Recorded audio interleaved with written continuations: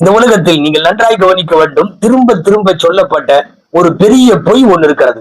திரும்ப திரும்ப சொல்லப்பட்ட பொய் என்னன்னா, காசு இருந்தா, பணம் அதிகமா இருந்தா, பொருட்செல்வம் இருந்தா இந்த உலகத்துல நிம்மதியோடு வாழலாம் என்பது மீண்டும் மீண்டும் சொல்லப்படுகிற பொய் என்பதை பார்க்கிறோம்.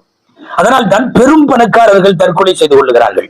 காசுதான் நிம்மதியான வாழ்வை தரும் என்றால், காசின் மூலம் எதையும் இந்த உலகத்திலே சாதிக்கலாம் என்றால், எதனால் செல்வந்தர்கள் தற்கொலை செய்ய வேண்டும்?